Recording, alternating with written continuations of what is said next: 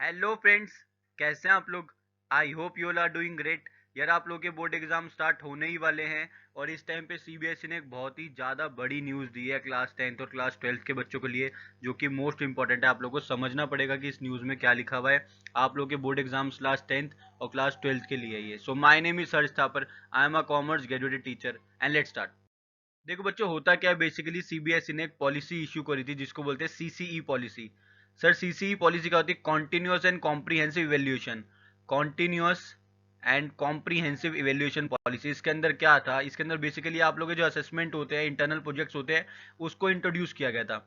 जब इसको इंट्रोड्यूस किया था ना सीबीएसई ने, तब सीबीएसई ने कहा था कि बच्चों को कंबाइंड जो है वो 33% लानी है अपनी पासिंग क्राइटेरिया के लिए। तो बच्चों जो न्यूज़ है ये पासिंग क्राइटेरिया से रिलेटेड है। अब जो आप लोग का पासिंग क्राइटेरिया है वो पिछले साल से अलग है। पिछले साल क्या था कि आप लोग को कंबाइंड 33 मार्क्स लेके आने थे हर एक सब्जेक्ट में पास होने के लिए। लेकिन इस साल सीबीएसई ने क्या किया है? सीबीएसई ने कहा है कि आप लोग को सेपरेटली 33% लानी होगी दोनों में, यानी कि आपके इंटरनल में भी और आपके एक्सटर्नल में भी। यानी कि आपको दोनों में पास होना जरूरी है। आपके इंटरनल में भी आपको पास होना है, साथ में आपको अपने बोर्ड एग्जाम में भी पास होना है। कई बच्चों को क्वेरी आई थी कि सर अगर हम लोग टोटल 33% ले आएंगे तो हम लोग पास कंसीडर कर दिए जाएंगे।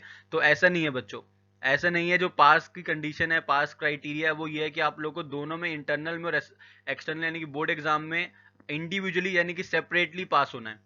समझे मेरी बात को? चाहे क्लास 10th का स्टूडेंट है चाहे क्लास 12th का स्टूडेंट है, आपको इंडिविजुअली दोनों में पास होना है। ये बेसिकली सीबीएसई की तरफ से न्यूज़ थी। इसका मैं आपको लिंक भी नीचे डिस्क्रिप्शन में दूंगा, आप लोग पूरा आर्टिकल भी इसको पढ़ सकते हो। देखो बेसिकली क्या है, बेसिकली ये तो एक नॉर्मल पासिंग क्राइटेरिया, लेकिन आप लोग को ज़्यादा स्कोर करने का सोचना चाहिए। अगर आप लोग ज़्यादा सोचोगे, लाइक 60 70 80 90s में सोचोगे, तभी आप लोगों का स्कोर अच्छा आएगा। लेकिन आप लोगों के पास नॉलेज होना भी जरूरी है कि बेसिकली जिस बोर्ड में हम दे रहे हैं, जिस बोर्ड का एग्जाम हम दे रहे हैं, उसका पासिंग क्राइटेरिया क्या है। तो मैंने आप लोगों को समझा दिया है।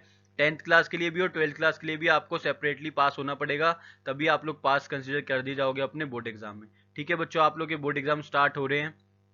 कोई भी दिक्कत आती है आप लोग मेरे से नीचे कमेंट करके पूछो।